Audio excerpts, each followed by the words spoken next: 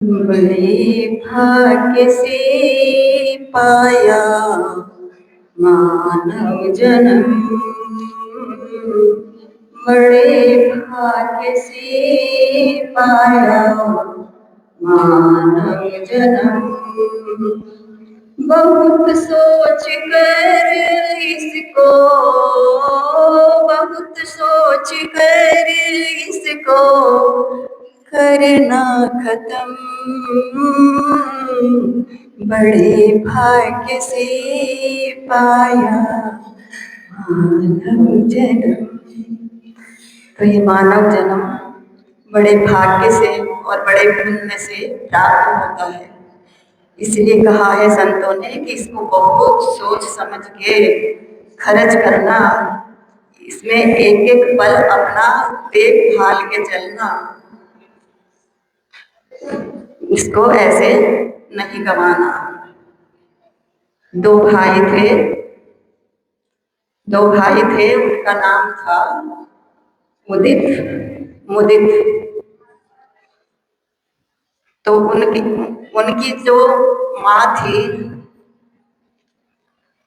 तो वो चरित्रहीन थी। तो उसने उसका किसी दूसरे मनुष्य से चक्कर चल गया उसका किसी दूसरे आदमी से।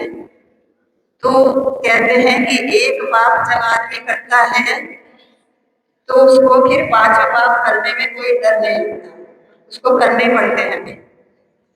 तो उसने जब वो उसके चक्कर में पड़ गई तो फिर उसे कुछ समझ में नहीं आया, क्या गृहस्थी है, मेरे कहाँ पुत्र है, कौन पति है, कौन क्या है, कितनी पुण्य से सबको पाया है, सब भूल गई। तो उसने आवाज नहीं आ, तो उसने फिर क्या किया कि अपने पति की उस आदमी से हत्या करवा दी। क्या करवा दिया? अपने पति की हत्या। सोचो जरा से आदमी के मन में कितना कोई दुराचार आ जाए तो उसको फिर कुछ नहीं पता चलता। इसलिए कहा है शुरू से ही सावधान रहो। तो उसने अपने पति की हत्या करवा दी। अब वो कि उसे लगा कि पति रहेगा तो डर रहेगा हमेशा, कभी देख ले कभी कुछ कर ले तो फिर करेगा कुछ होगा, लड़ाई होगी, तो उसने उसकी हत्या करवा दी। अब उसको अपने दोनों आराम से पाप करने लगे। अब पाप करते करते फिर उसको संशय हुआ, उसके दो पुत्र थे, तो उसने सोचा कि अब इनको भी ठिकाने लगाना चाहिए, नहीं तो अपने सुख में ये भी बाधा बनेंगे। अब उसको वो सुख लग रहा है, सोचो इतना पाप का काम उसको सुख लग रहा है कि मेरे सुख में ये बाधा पड़ेंगे। अब दोनों पुत्र को उन्होंने ऐसा प्लान बनाया कि अब इन दोनों पुत्र को भी हटाना है। अब उनकी एक बहन थी, उसने उनका प्लान सुन लिया तो उसको बहुत दुख हुआ। उसने अपने भाइयों से बता दिया, उसने कहा भैया माँ ने ऐसे ऐसा प्लान बनाया है और आप सावधान रहना। अब उनको बता दिया तो दुख तो उन्हें बहुत हुआ, लेकिन उन्होंने दोनों भाइयों ने कि ठीक है हम सावधान रहेंगे। तो वे थोड़े सावधान रहने लगे। अब सावधान भी कितने रहे, उनको हर समय हर पल डर है। अब उन्होंने भी सोचा कि हम इसको ही निपटा दें तो हमारा डर खत्म हो जाएगा। तो उन्होंने जो आदमी था उसकी हत्या उन्होंने कर दी। अब उसकी हत्या कर दी उन्होंने तो उन्हें लगा कि अब हम सुरक्षित होंगे। तो फिर उनको बड़े हुए वैराग हो गया, उन्हें लगा कि संसार कुछ नहीं है, जब अपनी माँ अपनी नहीं है, कोई अपना नहीं है, तो फिर इस संसार में क्या है, ये असार संसार है। तो उन्होंने ये सब सोच के दीक्षा ले ली। दोनों भाइयों ने दीक्षा ले ली, लेके खूब तपस्या करने लगे, खूब अपना धर्म ध्यान करने लगे कि संसार तो असार है, इसमें कुछ है ही नहीं है। तो खूब दिनों तक उन्होंने तपस्या की और तपस्या करते करते फिर उनका मन हुआ कि हम शिखर जी की यात्रा करने जाएं। शिखर जी की यात्रा करने के लिए दोनों भाई मुनि बन के चल दिए। अब चल दिए तो एक वन में ठहरे। रास्ते में विहार करते करते रुकना ही पड़ता है जहाँ रात हो जाए। तो एक वन था और उस वन में जो वो आदमी मरा था वो वहाँ भील बन गया। भील बन के उसी वन में था और वो भील बन के उसी वन में था। मुनि राजों की दृष्टि भी उस पे पड़ी। अब उनको भी समझ में आ गया, ज्ञान हो जाता है थोड़ा, ये तो वही आदमी है जिसको हमने मारा था, अब ये हमारे से बदला जरूर लेगा। तो उनको उसने एक भाई को पता चला तो उसने दूसरे से बताया कि देखो महाराज, ये वही आदमी है जिसे हमने मारा था और आज ये हमारे से बदला जरूर लेगा, इसलिए अपने धर्म अपने ध्यान में बैठ जाओ, जो होगा सो होगा। अपना तो आज नहीं तो कल जाना ही है, अपने को कोई चिंता नहीं है, तो अपने ध्यान में बैठ जाओ। संसार तो असार है, इसमें कुछ है ही नहीं है। तो जब तक की जो आयु होगी सो हो जाएगा। तो दोनों भाई ने आराम से वे ध्यान लगा के और बैठ गए। उन्हें कोई दुनिया से अता पता नहीं क्या हो रहा है क्या नहीं। तो उन्होंने अच्छा ध्यान लगाया। अब वो भील तो देखते ही समझ गया, फिर उसको भी समझ में आ गया, जाति स्मरण हो गया कि यही है, अब इन्हें मजा चखाऊंगा। अब उसके मन में बहुत दुर्भाव आए और उसने उन पे वार करने की कोशिश की। अब जैसे ही वो वार करने की कोशिश की तो वन देवता ने उसको रोक दिया। देखो किस रक्षा करने, जो अपने ध्यान में मगन होके बैठ गया, उसे किसी बात की चिंता नहीं है, लेकिन उसकी रक्षा करने कौन आ गए? देव। अब देव ने उसको रोक दिया कि नहीं, उसको कील दिया वही, तो वो उस पे वार नहीं कर पाया। अब जब सुबह हुई तो वे ध्यान से उठे मुनिराज, तो उन्होंने देखा कि कुछ नहीं है, सब ठीक है। तो वे अपने, उन्हें कुछ नहीं पता बाद में क्या हुआ नहीं हुआ, तो वे फिर आराम से अपनी यात्रा फिर से शुरू की उन्होंने, और फिर वे शिखर जी की तरफ चल पड़े। अब चलते चलते चलते वे शिखर जी पहुंच गए। उन्होंने जाके वहाँ अच्छी यात्रा की, यात्रा की खूब मन से, और फिर उन्होंने वहीं तपस्या की। खूब घोर तपस्या करके फिर उन्होंने समाधि मरण करके स्वर्ग प्राप्त किया। अब वो स्वर्ग चले गए। फिर वहां से उन्होंने स्वर्गों के सुख भोगे, खूब अच्छे धर्म ध्यान किए, सम्यक दर्शन प्राप्त किया। फिर उन्होंने एक राजा के यहाँ जन्म लिया। दोनों भाई एक भाई बने, फिर भी दोनों ने जन्म लिया और उनका नाम कुलभूषण देशभूषण रखा गया। तो दोनों ही जन्म से ही बहुत अच्छे और बहुत अच्छे दिमाग के थे, बहुत अच्छा संस्कारित थे। तो उनके माँ बाप ने उनको पढ़ने के लिए भेज दिया। पहले ऐसे ही होता था, स्कूल वैसे नहीं होते थे, गुरुकुल में भेजा जाता था पढ़ने के लिए। तो उन्होंने उसको अच्छी शिक्षा वगैरह सब, अस्त्र शस्त्र सब वहीं सीख लेते थे उनके जो बच्चे थे। तो उनको भेज दिया शिक्षा सीखने के लिए, पढ़ने के लिए, और वहाँ पढ़ने चले गए। खूब अच्छे पढ़े, खूब अच्छा ज्ञान, सब कुछ, अस्त्र शस्त्र चलाने सब कुछ। दोनों भाइयों में इतना प्रेम, बहुत अच्छे से दोनों ने बहुत अच्छी शिक्षा प्राप्त की। शिक्षा प्राप्त करके जब वे लौटने लगे तो उनके माता पिता ने उनको बुला लिया। तो उन्होंने, माता पिता ने अपना घर, अपना पूरा नगर सजाया और उनको नगर सजा के उनका स्वागत करने के लिए पूरी नगरी सजा दी। और कुछ कन्याएं भी बुलवा ली कि अब वे जवान हो गए, उनकी शादी भी कर देंगे साथ ही साथ। तो उनको सब पता चल गया। तो वे आए दोनों भाई, जब आ रहे थे पूरे नगर की शोभा देखते हुए बड़े खुश थे, खूब अच्छे कि हाँ कितना अच्छा लग रहा है, कितना अच्छा सब कुछ है। तो फिर उन्होंने क्या देख लिया कि एक एक उसमें जंगले में बैठी हुई खिड़की में एक लड़की बैठी थी और वो उन्हें देख के मुस्कुरा रही थी। अब दोनों को देख के वो मुस्कुरा रही, लड़की को बच्ची। अब उनको तो ये पता है कि मेरे माँ बाप ने लड़कियां बुला रखी हैं हमारे लिए। अब उनको लग रहा है, अब एक भाई सोच रहा है कि ये मेरे लिए मुस्कुरा रही है, तो वो भी मुस्कुराने लगा। अब दूसरा सोच रहा है कि ये मेरे लिए मुस्कुरा रही है, वो भी खुश हो गया। दोनों के मन में ये चल रही है कि बस ये लड़की हमें मिलनी चाहिए। दूसरा सोच रहा कि नहीं, मुझे मिलनी चाहिए। अब दोनों का आपस में, सोचो कि प्रेम, इतना प्रेम, और वो एकदम से एक क्षण में खत्म, एक लड़की को देखते हैं। तो दोनों का आपस में इतना हो गया कि अगर ये लड़की, अगर तू नहीं मानना तो मैं तेरी हत्या कर दूं, और तू नहीं मानना तो मैं तेरी हत्या कर दूं। इतने बुरे भाव उनके बने उस समय। तो फिर एक राजा का मंत्री था जो उनके साथ चल रहा था, तो उसने देख लिया उनको और वो समझ गया कि इनके मन में क्या चल रहा है। तो उसने सामने से वो लड़की भी देख ली। तो उसने कहा, देखो बच्चों, ये जो बैठी है ना कन्या, ये तुम्हारी बहन है। क्या कह दिया कि देखो वो जो सुंदर सी कन्या बैठी है ना वहां, वो तुम्हारी बहन है।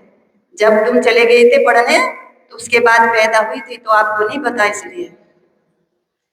तो इस शब्द सुनते ही दोनों तो हतप्रत, एकदम इतने उनको शौक लगा कि ये हमने क्या किया, हमारी तो सारी शिक्षा दीक्षा सब बेकार गई।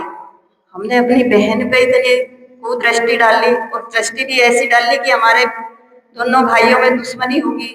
और इतना सब कुछ हो गया, इतना सब सोचने के लिए, इतना सोचने के लिए, जब इतना सब कुछ हो गया तो भी संसार में रह के करना क्या है? फिर तो पता नहीं इसमें क्या क्या होगा। इतना सा सोचने से और इतना सब करने से इतनी गड़बड़ होगी, इतना सब कुछ हो गया, तो अब ये संसार रहने लायक नहीं है। तो उन्होंने अपना रथ मोड़ लिया वन की तरफ, दोनों चले गए और दोनों ने जाके दीक्षा ले ली। अब माँ बाप ने खूब रोका, खूब समझाया, खूब ये करा कि नहीं, अब हमें समझ आ गया संसार कुछ नहीं है, संसार आसार है, इसलिए हमें तो अब संसार में रहना ही नहीं है। तो उन्होंने दीक्षा ले ली, दोनों ने दीक्षा लेके फिर वही अपनी घोर तपस्या, अपनी साधना पूरी करते करते करते करते कहाँ पहुंच गए? कुंथलगिरी। कुंथलगिरी जाके वहां तपस्या करने लगे। और वो कुंथलगिरी चले गए और वहां वो जो भील था वो मर के एक यंत्र देव बना, और वो देव बना। अब ये बदले चलते रहते हैं, इसीलिए कहा है संसार में कोई भी किसी से बैर ना करो। अगर किसी का बैर हो जाए तो अपने धर्म में क्या है? क्षमा वाणी हर 4 महीने में आती है। तो कहते हैं कि 6 महीने से पहले अपना बैर खत्म कर लो, नहीं तो वो कितने जन्म चलेगा कुछ नहीं पता। और एक तरफ बैर भी चल जाता है, हमारे मन में कुछ नहीं है। अब देखो उन भाइयों में कुछ नहीं है, और लेकिन उनके साथ फिर बैर चल रहा है। एक बार हो लिया तो हो लिया, तो एक बार हुआ हुआ बैर हमेशा चलता रहेगा। और पारसनाथ ने तो वो भी बैर नहीं किया था, उसमें तो उनका तो पहले जन्म का भी बैर नहीं था, उसमें भी वे शांत थे, वे उसको मना ही रहे थे कि भैया मान जाओ, भैया मान जाओ। गलती जबकि उसकी थी, तो 10 भाव तक कितना बैर चला। तो इन सब चीज को सुन के देख के अपने को डर होना चाहिए कि हम किसी से क्यों बैर ले, इतनी सी जिंदगी में करना क्या है? अपने को शांति से रहना, दूसरे को भी शांति से रखना है। तो बैर किसी से हो भी तो उसको तुरंत, आज सुना है तो आज ही खत्म कर लेना चाहिए। क्षमा वाणी की इंतजार नहीं करनी चाहिए कि क्षमा वाणी आएगी तो कर लेंगे, फिर पता नहीं कैसा मन बन जाता है, कुछ नहीं पता चलता किसी का। इसलिए जब सुन लिया कि बैर नहीं होना चाहिए, आज सुन लिया तो आज ही किसी से बैर है तो चली जाओ तुरंत माफी मांगने, उससे अपना कुछ जाने वाला नहीं है। कहते हैं कि क्षमा वीरस्य भूषणम, क्षमा मांगने वाला बहुत वीर आदमी होता है। क्षमा ऐसे नहीं मांगी जाती, बैर तो कोई भी कर लेगा, लेकिन क्षमा मांगने के लिए अपने को बहुत शक्ति चाहिए। और क्षमा मांगने में अपने को से कोई मतलब हमारी कोई बुराई नहीं है। अपने धर्म में ये बताया है कि छोटों से भी क्षमा मांग लो, बड़ों से भी मांग लो। किसी से गलती की भी नहीं और उसके मन में आ रहा है कि तुमने गलती की है तो भी क्षमा मांग लो, तो अपना कुछ घटने वाला नहीं है, क्योंकि अपना मन साफ हो जाएगा, अपने मन से क्षमा हो जाएगी। कई लोग कहते हैं कि हम तो क्षमा मांग लें, अगला क्षमा करने के लिए तैयार नहीं है। कोई बात नहीं, अगला नहीं क्षमा कर रहा है तो नहीं करने दो। अपने मन से अपनी क्षमा मांग ली तो अपना मन साफ हो गया, अपना मन तो साफ हुआ ना, अपना अपना बैर खत्म। उसी दिन से अपने को सोच लो कि हमारा बैर खत्म। अब दूसरा क्षमा कर रहा है नहीं कर रहा है वो उसकी बात है। और अगर कोई ऐसा है कि यहाँ पे भी सुन रहा हो उस तरह का कि अगर दूसरे ने क्षमा मांगी तो उसको उसको तुरंत क्षमा कर देना चाहिए और खुद भी क्षमा मांगनी चाहिए। मान लिया चलो आप ये सोच रहे हो कि हम क्षमा मांग लेंगे तो हम छोटे हो जाएंगे, अगर दूसरा कोई आ गया क्षमा मांगने तो फिर खुद भी उसको कहते हैं कि अतिथि क्या होता है, देवो भव। अतिथि देव के समान होता है। और जो दुश्मन भी तुम्हारे घर पे आ गया तो वो अतिथि होता है। कोई किसी के घर पे ऐसे नहीं आता। अगर कोई दुश्मन भी घर में आ जाए तो उससे भी कभी दुश्मनी नहीं करनी पड़ती। अपने जैन धर्म में यही सब सिखाया जाता है।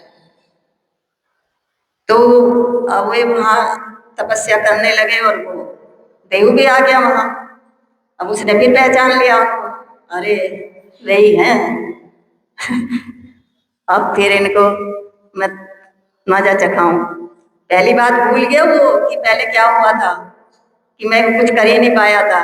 अब फिर उसको फिर अब वो देव बन गया तो उसमें शक्ति आ गई। अब तो उसमें घमंड भी हो गया कि अब तो मैं शक्तिमान हूँ, अब तो मैं बहुत कुछ भी कर सकता हूँ, तो मैं अब इनको अच्छी तरह से मजा चखाऊंगा। अब ठीक है, उसने उन पे उपसर्ग रात में उपसर्ग करना शुरू कर दिया। अब वो खूब आवाज, खूब जोर जोर से आवाज करना, बहुत डराना और किस किस तरह के उल्टे सीधे आवाज निकालने लगा। तो मतलब मुनिराज तो अपने ध्यान में मगन है, लेकिन गांव वाले जो थे सारे वे डरने लगे कि कहाँ से इतनी खराब खराब आवाज आ रही है, इतनी जोर जोर से आवाज आ रही है। और वो डर से कोई मरने लगा, कोई बीमार होने लगा, कोई कुछ होने लगा। तो उनको बहुत ये हुआ कि अब हम क्या करें। तो वे क्या करने लगे कि शाम को सब पूरा गांव खाली करके कहीं दूसरी जगह जाने लगे सोने के लिए। पूरा गांव खाली करके और दूसरी जगह सोने चले जाते, सुबह फिर आ जाते। अब क्या हुआ, एक दिन राम लक्ष्मण सीता विहार करते करते वहां आए कुंतलगिरी में। तो उन्होंने देखा कि अरे शाम का टाइम हो गया था, तो ये क्या हो रहा है, सब तो कहाँ जा रहे हैं, बिस्तर ले लेंगे। तो उन्होंने कहा कि ये क्या हो रहा है। लक्ष्मण ने राम ने पूछा ये हो क्या रहा है, कि क्या हुआ। तो उन्होंने कहा देखो यहाँ पे रात में भूत आते हैं, कैसी कैसी बहुत डरावनी आवाज आती है, इसलिए यहाँ हम नहीं रह सकते। हम सब यहाँ से रात में सोने कहीं जाते हैं और सुबह फिर वापस आते हैं। क्यों। हाँ हमें डर लगता है इसलिए हम जाते हैं। तो उन्होंने कहा भैया तुम भी चलो, यहाँ नहीं रुकना रात में, नहीं तो आपको भी डर लगेगा। अब सीता जी साथ में थी, सीता जी ने कहा चलो हम भी चलते हैं। अब स्त्री को तो थोड़ा डर लग ही जाता है ना, सब ऐसे भाग रहे हैं तो चलो हम भी चलते हैं यहाँ से। तो राम ने कहा देखो आप जाना है तो चली जाओ, लेकिन हम तो यहीं पे देखेंगे रात में क्या हो रहा है। तो फिर वो कहाँ जाने वाली थी, फिर तो जहाँ आप वहां में। तो फिर वे पहाड़ पे चढ़ गए कि देखते हैं कौन है और क्या है। वो क्या, वो डरते तो थे ही नहीं राम लक्ष्मण, उन्हें किसी का डर था ही नहीं, इतने बहादुर थे कि उनके सामने क्या था। तो वे दोनों कि आज हम देखते हैं यहाँ क्या हो रहा है। तो वे चले गए ऊपर और सीता जी को बिठा दिया महाराज जियों के चरणों में, तुम तो आराम से यहाँ बैठ के अपनी समाई करो और हम देख लेंगे जो होगा। तो दोनों के दोनों इधर उधर घूमने लगे, देखते हैं कौन है क्या है। तो वो अपने टाइम से आया और उसने अपना काम करना शुरू किया और उन्होंने देख लिया उसको और देख के उसको उससे लड़ाई की, उसको भगा दिया। नहीं, उससे उसको खूब कहा सुनाया, बहुत कुछ किया और उससे लड़ाई करके उसको भगा दिया। अब भाग गया, थोड़ी देर में फिर उसका मन होगा कि अरे किससे डर के आ गए, चलो फिर से। फिर आया वो, फिर करने लगा उपद्रव। अब तो लक्ष्मण को जो गुस्सा आया, उसने तो कि अब नहीं इसको छोड़ने वाला, तो उसने उसको बहुत ज्यादा ये बहुत ज्यादा उसको परेशान किया और उसको कहा कि अब अगर तुम्हें देख लिया तो अच्छा नहीं होगा, आप यहाँ से चले जाओ। तो फिर वो माफी मांग के वहां से चला गया। अब वो चला गया, इन्होंने भगवान अब महाराज जी की बहुत स्तुति करी। उसी समय उनको केवल ज्ञान हो गया। सोचो उनका पुण्य, राम लक्ष्मण का भी पुण्य देखो, उन्होंने उपसर्ग हटाया और तुरंत ही उनको केवल ज्ञान हो गया। और बहुत खुशी हुई तीनों जनों को कि देखो भगवान जी को केवल ज्ञान हो गया। खूब जय जयकार करे, देव भी आगे फिर तो जय जयकार करने, और उन्होंने उनकी खूब स्तुति करी, खूब पूजा करी तीनों जनों। तो उनको उनके केवल ज्ञान की पूजा करके बड़े खुश हुए, बहुत खुश हुए। फिर पूरी जनता भी आ गई उनके दर्शन करने, सब जय जयकार जय जयकार, राम की जयकार, लक्ष्मण की जयकार, सबने मुनियों की जयकार, खूब जयकारे लगा लगा के सब पर्वत पे ऊपर आए, भगवान जी के दर्शन किए सबने। और सबको बड़ी बड़ी खुशी हुई और सबको अब राम लक्ष्मण ने कहा अब तुम्हें डरने की बात नहीं है, अब यहाँ कोई नहीं आएगा, आप लोग आराम से रहो, आराम से पूजा करो, आराम से भगवान की पूजा करो, पर्वत पे आओ, सब कुछ करो, अब तुम्हें कोई कुछ करने वाला नहीं है। तो सबका डर भय भी खत्म कर दिया और मुनियों का उपसर्ग भी दूर कर दिया और उनको केवल ज्ञान भी हो गया और केवल ज्ञान की पूजा भी कर ली उन्होंने। तो इस तरह से अपने पुण्यों से जो जन्म पाया है उसमें अपने जितने पुण्य हो सके, जितना किसी का भला हो सके उतना करते चलो। ये जीवन इसीलिए मिला है, ये छोटा सा जीवन है, इस जीवन में और अपना अपना कुछ भी नहीं है। ये है कि आए हो तो दान पुण्य कर लो, भगवान ने दिया है, कहते हैं जिसने दिया है। आपने तो कुछ लेके आए नहीं थे, कुछ भी लेके नहीं आए थे ना, और लेके भी नहीं जाना है।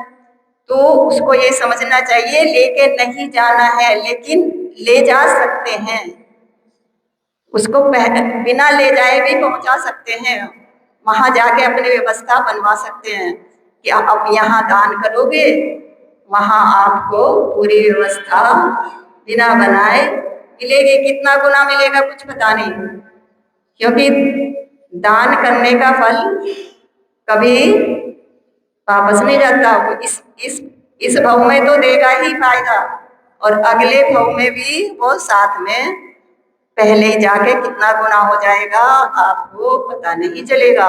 और दान अगर यहाँ करोगे, जिसे कहा है आहार दान सबसे बड़ा दान है, अगर यहाँ दान करोगे तो उसको अगर सम्यक दर्शी है तो स्वर्ग में जाएगा और मिथ्या दृष्टि है तो भोग भूमि तो मिलेगी ही। तो भोग भूमि में क्या है? भोग भूमि में सुख ही सुख है, उसमें कोई दुख नहीं है, कुछ करना नहीं है, ना किसी से कोई बैर करना है, ना किसी से कोई लड़ाई है, ना कुछ कमाना है, ना कुछ करना है, और सब व्यवस्था बनी बनाई मिलेगी। अपने कल्प वृक्ष हैं, जो मांगना मांग लो, जितने भवन मांगने उतने भवन मांग लो, जितने जेवर मांगने मांग लो, सब कुछ मिलेगा और वहां करना कुछ भी नहीं पड़ेगा। तो इसलिए कहते हैं कि जो यहाँ अपनी इतनी कमाई की है, अपनी इतनी मेहनत से कमाया है, मेहनत से कमाते हो ना, तो इतनी मेहनत से जो कमाया है उसको यहाँ छोड़ के नहीं जाना। यहाँ छोड़ के जाओगे तो क्या लगेगा? पाप का आश्रम होगा, है तो उसमें पाप लगेगा आपको, परिग्रह का। और जो दान करके जाओगे तो फिर स्वर्ग मिलेगा। तो आप अपनी अपने आप चॉइस कर लो कि हमें करना क्या है। इतनी मेहनत से जो दौलत कमाई है उसका हमें क्या करना है। भले ही कुछ भी करो, किसी को भी दो, पुत्र को दो, मंदिर में दान करो, कहीं भी कुछ भी करो, लेकिन अपने नाम से कोई भी चीज छोड़ के मत जाओ। इसीलिए पहले जो भी गृहस्थ थे सब संन्यास लेते थे कि ऐसे तो परिग्रह त्याग होगा नहीं और ऐसे पूरा त्याग हो जाएगा। तो सबका पहले नियम ही था कि पहले गृहस्थ फिर संन्यास लेना जरूरी है। अब तो कुछ है नहीं अपना, तो अब तो ये कहते हैं कि कम से कम जैन में जन्म लिया है तो अपनी तीन पहचान तो रखो। तीन पहचान कौन सी है? देव दर्शन, पानी छान के पीना, रात में भोजन नहीं करना। कहते हैं अगर ये तीन पहचान किसी में नहीं है तो वो जैनी कहाने लायक नहीं है। तो अगर जैन कुल में पैदा हुए हो तो अपनी तीन पहचान तो रखना जरूरी है ना, है ना? हैं, रखोगे सब तो कोई भारी भी नहीं है। और अभक्ष खाने के लिए तो पहले इसीलिए नहीं बोला कि कोई खाता ही नहीं था, अभक्ष क्यों खाएगा कोई जैन? और अभी क्या है, भगवान ने कहा सब कुछ दे के भेजा कि भाई अच्छे अच्छे सब मिष्ठान खाना, अच्छे अच्छे ड्राई फ्रूट खाना, सब कुछ धन दान दे के भेज रहा हूँ। लेकिन क्या कर रहे हैं, उसको छोड़ के विष के पीछे लगे हैं, अमृत छोड़ के विष खा रहे हैं। तो भगवान भी ये कहेगा कि भैया मैंने तो सब कुछ दिया था पर तो भी उसको अच्छे व्यंजन छोड़ के विष की तरफ जा रहे हो। विष क्या है? जैसे आलू है, लहसुन है, प्याज है, तो ये अपने खाने की चीज थोड़ी थी। अभक्ष जो आपने नॉन वेज मतलब ऐसे नहीं खाते तो किसी चीज में तो खा ही रहे हैं ना। तो अगर पता होने के बाद भी हम वो चीज त्याग नहीं कर पा रहे तो फिर हमने क्या किया जैन कुल में आके? तो भगवान भी तो जब रो रो के आपने मिन्नत मानी थी कि हमें जैन कुल मिल जा, हमें पुरुष कुल मिल जा, किसी तरह हम धर्म करेंगे, हम ये करेंगे वो करेंगे, और अब आके सब कुछ भूल गए, तो फिर भगवान उसमें कुछ नहीं कर सकता। तो आपको अपने जो पुण्य करके यहाँ आए हो तो उन पुण्य को कम नहीं करना है, उनको और बढ़ाते बढ़ाते पुण्य बढ़ा के अगली अगली गति भी अपनी पुण्य की ही अच्छी बनानी है। इसलिए कहा है कि व्यर्थ कोई भी समय नहीं गवाओ। तो अपना समय व्यर्थ जा रहा है तो उसके लिए किसी ने कुछ पंक्तियां लिखी हैं। व्यर्थ हर पल जिंदगी का जा रहा, व्यर्थ हर पल जिंदगी का जा रहा, सारा जीवन यूं ही बीता जा रहा, सारा जीवन यूं ही बीता जा रहा,